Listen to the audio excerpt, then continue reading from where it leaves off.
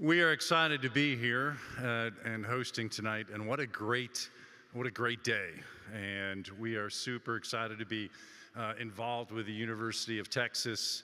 When we were looking at a site selection a year ago, I think that was the first time we actually sat with Brent and Bridget and started a discussion. I think on the next visit I had a chance to meet Merrick, so we're thrilled to be in the Austin area in Cedar Park, and we're thrilled to be involved with the University of Texas. Before I say any more, you met Ellis Sullivan. Raise your hand. Ellison was on the panel this afternoon. He's the CEO of ElementUSA. Jonathan Nielsen is our Vice President of Technology and has a long career of extractive metallurgy, which obviously is critical to what we're doing. Importantly, another important member of our team is Hector Garza. He is our Laboratory Development Manager, and importantly, he is a PhD graduate from the University of Texas. So hook 'em horns. Way to go, Hector.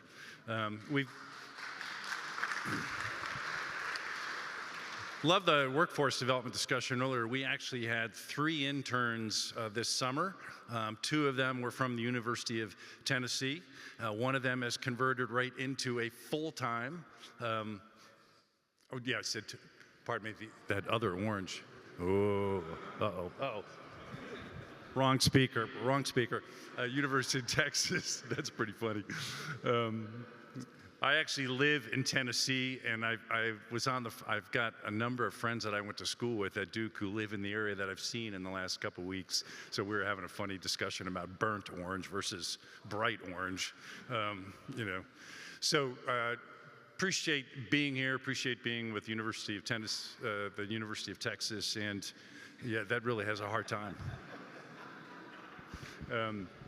So let me tell you a little bit about ElementUSA. You know, last week we had an open house at our Critical Resource Accelerator, and the response was beyond what we expected, and we're blessed and thankful for that. So we had a chance to talk about what we're doing to a broad range of audience that was there. So we had about 70 guests, and certainly looking forward to those that are able to make it on Friday. We'd love for you to come see what we're doing in Cedar Park. I bring up the comment as much because this is a very educated audience, so I probably will spend a little less time on some of the points that we talked about last week, because you guys understand that all the discussions we had today are right in the middle of what we're doing. It is a beautiful convergence of what we're doing and the discussions that are happening during this conference, and that's certainly no coincidence. But let me tell you a little bit more about ElementUSA. So I think we hit some of those themes today. ElementUSA, we're a waste-to-market flow sheet development. So obviously there are a lot of cool terms around that, but when you think about it's getting minerals without mines. We need mines. That's part of the solution and addressing the critical mineral gap that we have. But there's a heck of a lot of value sitting in waste streams. It's cleaning up without the cost of digging a hole, cleaning up without cost, and supply without delay. And I think we understand these themes about how long it takes to get the permitting for doing mining and getting the permission from the public to do the mining. So let's talk a little bit more about each of those subjects. This is a really startling picture when you see there's a dot represented for every waste, tailing, abandoned oil well around the country. So it's startling when you see this. It's almost unbelievable. In fact, last week I went and kind of looked up this sheet just to understand the data that was behind it. But that says we have a lot of waste, 100 billion tons around the United States. That's the United States. That's not counting the rest of the world. So there's a tremendous amount of value sitting in those waste streams. And our collective challenge is to bring together our brains to develop processes to extract the value. And obviously, from the research standpoint, there's a lot of great work happening in that TRL 1 to 7 range that we want to kind of bring into our process, and we'll talk a little bit more about that. We know the story. I think this group knows this story very well. I think part of our job is making sure that our neighbors know this story, and other constituents, how dependent we are on these critical minerals that we live our life by, and where many of them are coming from when you look at the flags where we get those imports from. So I think Ellis mentioned it earlier, right? We went down the path of globalization, but unfortunately that made us quite vulnerable to the position of now we're dependent on other people who don't necessarily want to help us and help the Western world. We're so dependent for those minerals. So we need to bring those minerals back. We need to bring the processing of those minerals back to the United States.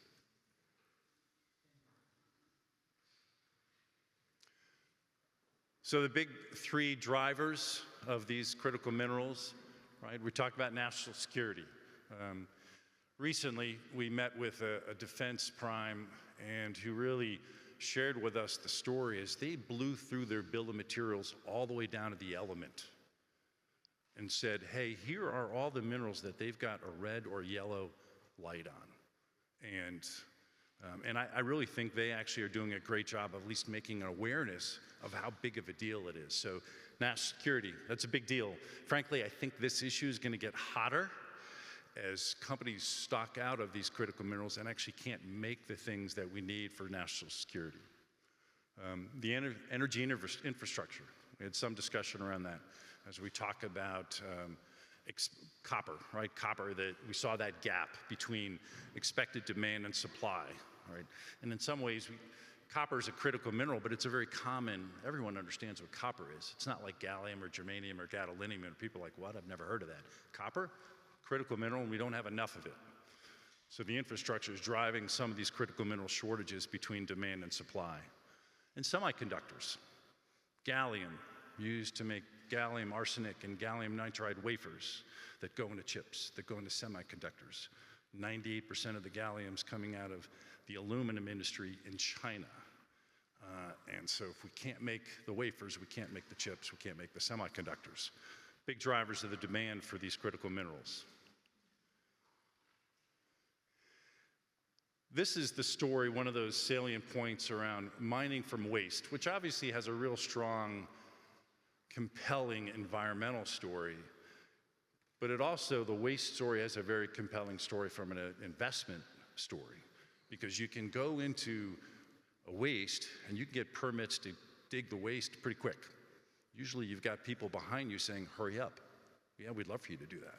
As opposed to developing a mine that might take 7 to 15 years from the ideation to actually drilling a hole and processing that material. It is one of those things that's on the list from a national policy standpoint, but this is not easy stuff to undo. And so I know there's some mining companies here. This is not easy. There are lessons we can learn from other countries in the world, Canada, Australia, but it's not an easy thing to shorten that timeline. So timeline to market, waste versus mines. 1/5 the time, 1/6, 1/7 the time. Permitting of a mine is complex. You know, I think, and there's some good resources in the United States. I think you may have seen, and maybe you're familiar with NioCorp. They've got a mineral in Nebraska that's got niobium and scandium, and they just got some funding to finish the research. It's a great mine, but it just takes a long time. So investors, they get nervous. There's a lot, hey, time is risk, and there's no money, and there's no return on it. CapEx is high because you got to spend a lot of money just to get it out of the ground. So, and CapEx and OpEx are expensive. So your OpEx, you know, your hurdle rates become more difficult. This is all about the commercialization of extracting minerals, wastes versus mines, and wastes have tremendous advantages. The social license to operate, mines are difficult. You and I, we don't want it in our backyards, so it's hard to put it somewhere where you've got people around. And NioCorp, fortunately, is in the middle of a farm area, so they don't have as much resistance, which is good for them. Typically, wastes, either it's not near people, or the people that it's near are like, hey, if you can use it, great. Please use it. And obviously, the environmental impacts real, I think, as we all know. Waste sit on the balance sheet, so you've got the financial liability sitting there, and you have a risk factor. That there'd be some sort of catastrophic event which can be tremendously impactful to the neighborhood and to the company itself. So lots of benefits to mining minerals, remining minerals out of wastes. So let's talk a little bit about what we're doing about building pathways to extract resources out of these waste resources. Kind of 4 verticals that we live in. First is remediation. Part of that remediation is understanding what's in the waste. There are a lot of waste that are in different stages, or maybe they've been on the ground for a long time. The initial entity that put them on the ground is no longer there. I know we've done some initial work on an iron ore tailings. It's been on the ground for like 80 years in western Pennsylvania, and a farmer owns the tailings and they're selling it, so they don't really know what's in it. So part of that remediation is characterization, waste characterization, both from an elemental and a mineral standpoint, really understanding what's around it. Then the next step is, now we're running through the process, the scientific process of liberation, really breaking those wastes down into a form that you can actually get to them, to actually then go through the process of separating those minerals from one another. And then obviously the important thing is the commercialization. At the end, research is important, it's foundational to getting the work done, but if we can't commercialize it, then it doesn't get the return, we can't repeat it, we can't actually execute the extraction of the value out of those wastes. Within our team, we're bringing to bear the different technologies from a pyrometallurgical, a hydrometallurgical, chemical and physical enhancement techniques, and then some techniques that are evolving now. And that's, I think, one of the things that's different around waste to market is not only is the value of the mineral going up as we look to reshore minerals, but there are new technologies evolving as many of you are deploying and developing techniques for better extraction, more efficient extraction. So that's part of what we're doing, is bringing together those tools. And I always say it's, hey, there's some really great leading edge technologies, so consider those tools in a toolkit. So when we look at a waste and start developing a design of experiments of how to extract the value, we're going through that ideation to say, all right, what are some ways that we should go test? And part of that's partnering with the right technology entities that fill in some gaps in that extraction process.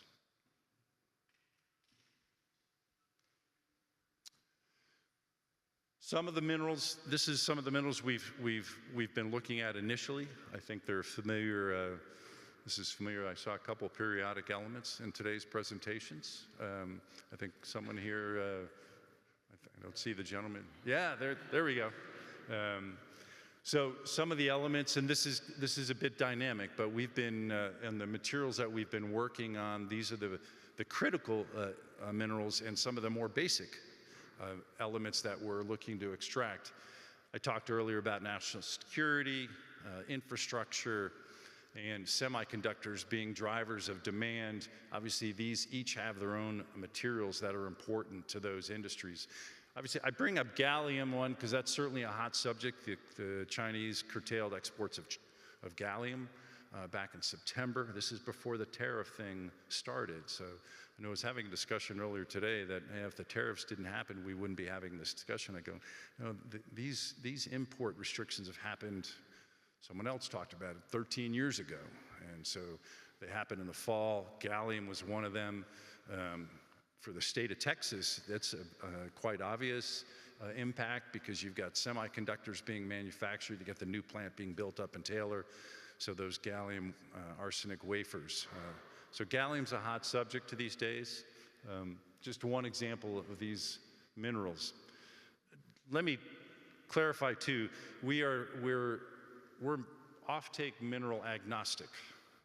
So we look at the waste and say, how do we economically separate the materials that are in that waste? Obviously, technically and economically. So we are working with some wastes that don't necessarily have critical minerals or rare earths or gallium or scandium, and that's okay. There's still waste, there's still value in them, and there's elements that can be used in the marketplace. So we're mineral agnostic, but certainly some of the waste, like the red mud, which is the material that we worked with initially. It's a rich, rare It's a rare earth laden red mud. It's the most valuable red mud in the world is the red mud in Louisiana. The second most valuable red mud in the world is actually in Corpus Christi. And so I know Bridget and Brent and I and us, so we've been talking about that. So that red mud has got neodymium, praseodymium, gallium, scandium, vanadium, and other materials, yttrium, that are part of the potential to extract out of it. But we are agnostic about what the offtake is. It's all about the economics. I think we're seeing the headlines, and this continues.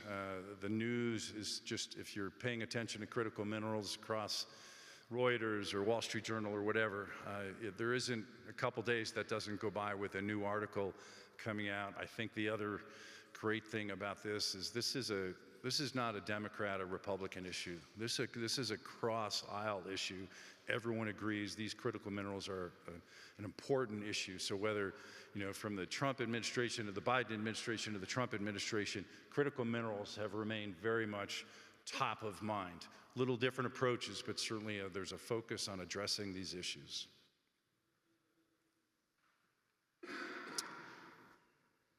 So we have our Critical Resource Accelerator up at 1200 BMC Drive up in Cedar Park, so please come up if you can. We'd love to host you on Friday at 11. Let me tell you a little bit about some of the programs we're working on. So in the aluminum space, we've been working on the red mud and continue to work on the red mud. This is the bauxite residue that's in Gramercy, Louisiana. For just some other information, it's the last operating alumina refinery in the United States. So we only have about 4 operating alumina smelters left, and we have 1 alumina refinery. So the United States, sorry, I've got my USA hat on. The United States imports alumina to feed the 4 remaining operating aluminum smelters. Really, thank goodness for Canada, because we import a heck of a lot of aluminum or aluminium for many here, from Canada. So we're continuing to work on the bauxite residue program, and we've got a base flow sheet that's based around carbon thermal reduction. We're working with a university partner on using an acidulation process, different approach, and we continue to work on that. We actually have been selected for a DoD fund to finish that work. The headline of that selection is gallium and scandium, back to the discussion we were having earlier. We're also working with, so that one is a critical mineral rich potential. Saltros, it doesn't necessarily come top of mind as critical mineral, but let me close the gap a little bit.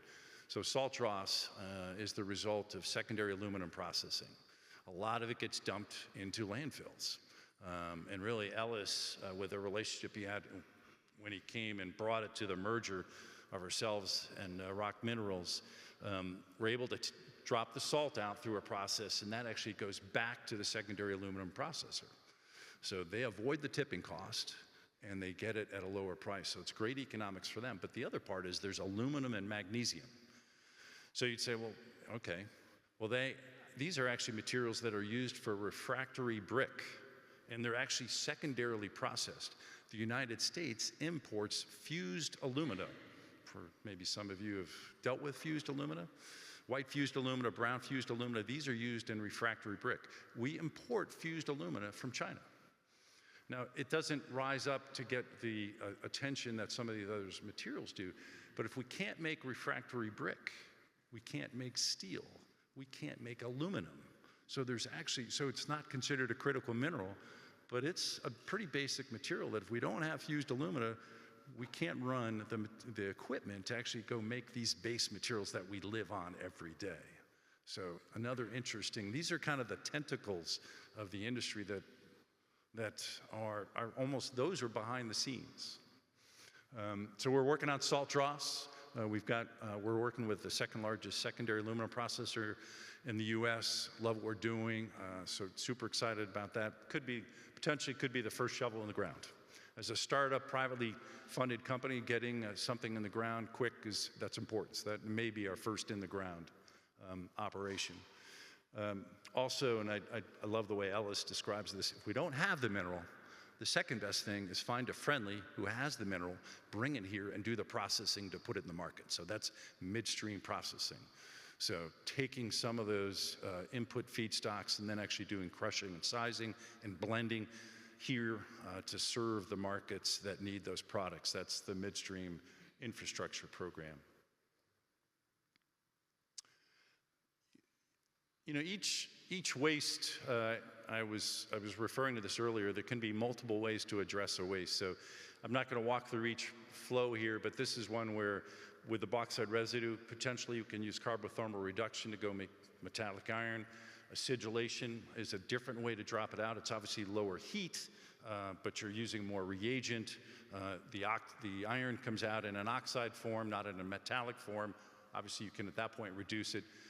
The other really important thing is our principle is we want every waste to result in zero solid waste at the end. So every bit of that solid goes into some commercial product. On the top of this, you actually see some testing where the residual from the red mud, the processing of the residual red mud, would then go into the cement market. So you've got an aluminosilicate. We can do some blending with some other wastes, do some heat treatment to use it as an SCM. So that's the cement industry is certainly an important part of this discussion. They're always looking to find lower ways to impact their CO2 production. One of the other speakers earlier today talked about it. Certainly well known that the cement and steel industries are working aggressively trying to reduce their CO2 footprint. We talked about salt dross and some of the products.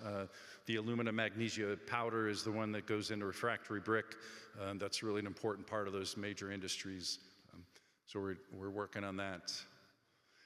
We too are looking at some other programs. I know I've had some discussions today. I'm really keenly interested in some fly ash discussions. I know Professor here, we met yesterday at the accelerator.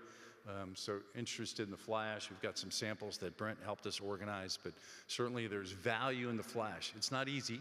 It's not an easy thing, but it is a waste of which I think 1.5 billion tons of fly ash, and we're still producing it. Coal hasn't gone away yet, but you know, depending whether it's a high temperature or a low temperature burn plant, what's the source of the coal that went into that plant determines how much rare earth content in it. It is a candidate for germanium from a waste standpoint.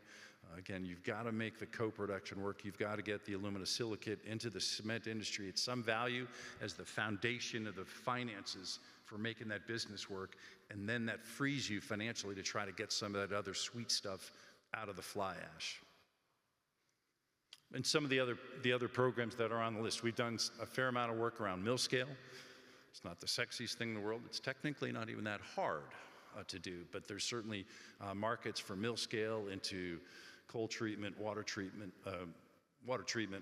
and pigments, or actually to reduce it and put it back into the steel industry. So just some examples of the things that we're looking at down the road. Obviously, we're a startup company.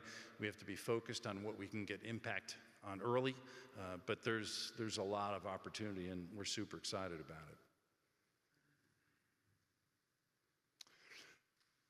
Ellis talked about this earlier.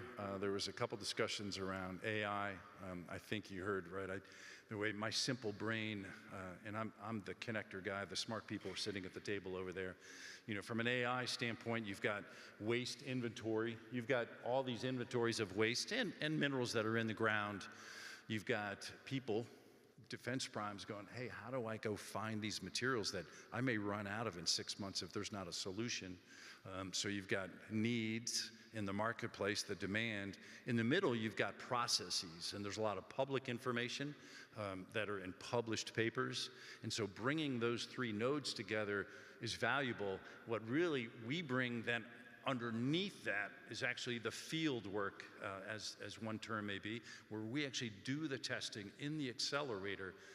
But AI can be an accelerant for us to help us refine the design of experiments that we actually do the testing on in the accelerator. So we've crafted kind of what a plan looks like. Ellis talked about, we're partnering with a company called Prospector, who's really got the guts of an AI solution. So we're excited about that as part of the portfolio to help us really accelerate solutions into the marketplace. That's all I have.